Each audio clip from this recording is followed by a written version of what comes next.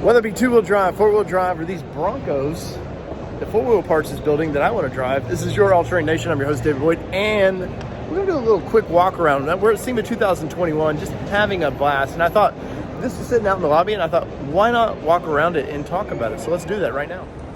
All right, so in the spring, man, this thing was where it was at. People went nuts about this, and it was the first taste of aftermarket parts that we could get for our Broncos. Well, you know, they're a little wear and tear to this thing, but it's still looking good. We got a race red Bronco here. I love the traditional, the throwback stripe. You know, they were sort of the first to do that, and I feel like, copied them ever since. Now, we got the body mount steps, which I am not a fan of. I like frame mount, but it may be what we're stuck with the Bronco.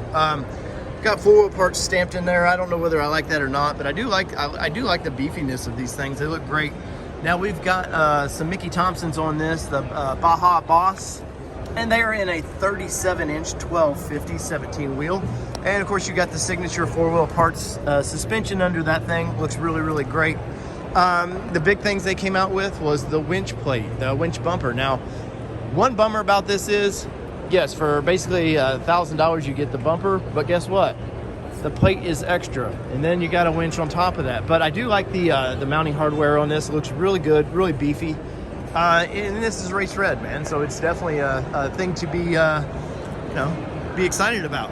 Now, you know, they did skid plates and all that. We'll look at, see somewhat of the suspension here. And you can see there's skid plates under there. They look great. Once again, I'm not a fan of, not that I don't mind advertising for companies, but I don't think I need four-wheel parts on everything we do. Now, here is the mounts. These look to be revamped because last I remembered, they were just sort of open. So this looks like a more production-ready version. And I feel like they're aluminum. I like that a lot. I don't need two lights. I don't need lights everywhere, but you know, this is SEMA, man. Welcome to Vegas, right? Let's see, what else can we talk about in this thing? Now they've done there's their, well, if you can see it or not, you can see their rail for all the accessory rails, stuff like that.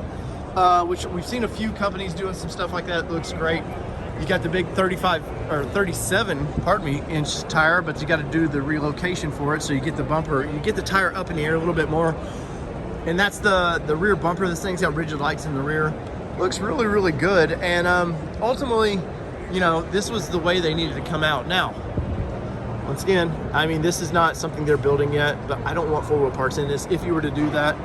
And I kind of hope they do build that rack because I like it. Look at the big heavy gauge steel they're using on that.